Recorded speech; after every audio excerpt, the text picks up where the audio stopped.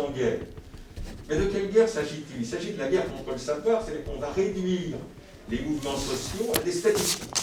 Ils ont de gigantesques bases de données qui ne sont pas apparues par hasard. Ils ont mis en place les réseaux sociaux, c'est pas par hasard. Alors on nous sort tel ou tel personnage qui serait à l'origine de mais tout ça, c'est pensé par des assemblées plus ou moins clandestines, peu connues.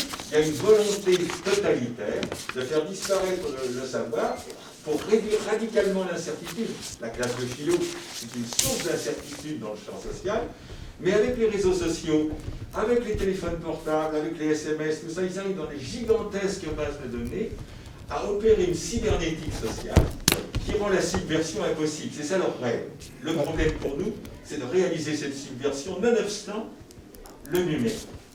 Je vais répondre à ça.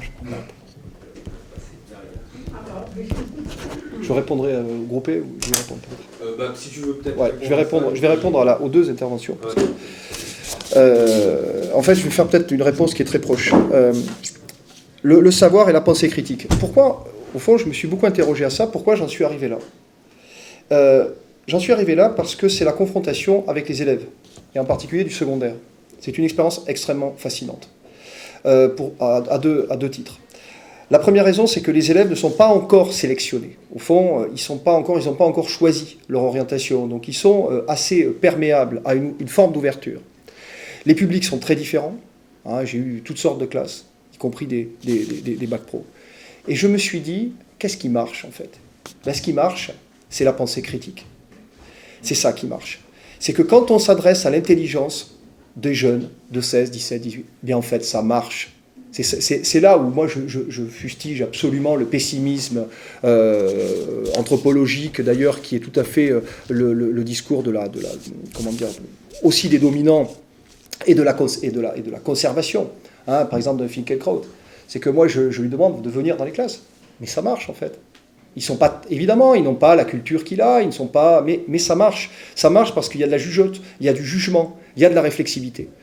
Et j'en viens à votre deuxième question. C'est qu'en fait, eux, ça ne marche pas. Voilà.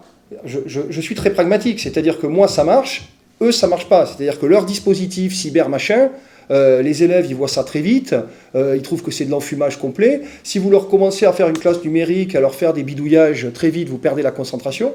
Par contre, si vous prenez un texte, que vous le décortiquez, que vous l'analysez avec eux, que vous réfléchissez, que vous les prenez finalement pour des esprits éclairés, lucides, eh bien, ça marche.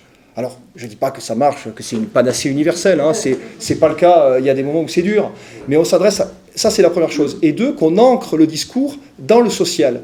Et c'est mon deuxième point. Parce que je me suis très vite aperçu que l'enseignement, moi, que j'avais reçu en philosophie, qu'on connaît bien, Mathias, et puis tous les professeurs qui sont passés par cette moulinette, évidemment, de formation, est un enseignement, et c'est vrai, très élitiste aussi, mais contrairement à ce que pense Onfray, il ne s'agit pas de jouer les petits contre les gros, d'avoir un discours anti-institutionnel et anti-républicain, c'est de prendre au sérieux l'esprit qui est devant moi. Voilà. Et ça marche. Et ce n'est pas un complot institutionnel, mais il faut le prendre au sérieux parce qu'il est situé socialement. Moi, j'avais un cours sur le travail au début qui était complètement hors sol. En fait, c'était des théories sur le travail.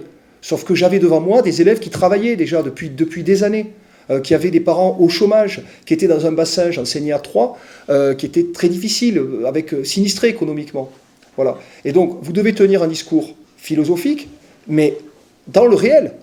Et je me suis dit, mais c'est pas possible. Il y a une dissociation totale entre une certaine philosophie complètement hors sol et ce discours-là. Et si on arrive à tenir les deux, c'est-à-dire la critique et le social, on produit de l'intelligence. Et c'est pour ça que, au fond, logiquement, je suis allé vers cette question de la République. Parce que pour moi, c'est tout à fait lié, en fait. C'est dans le cadre de la République. Et une dernière chose, certains penseurs médiatiques, évidemment, ont quitté l'institution depuis très longtemps.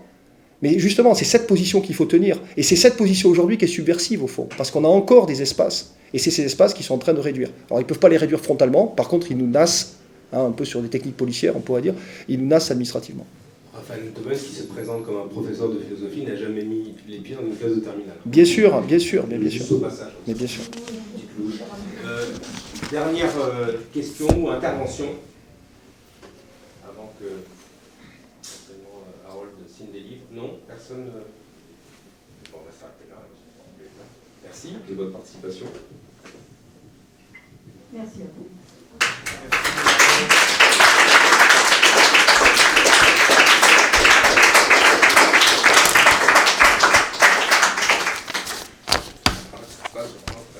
Merci Mathias. Merci à vous.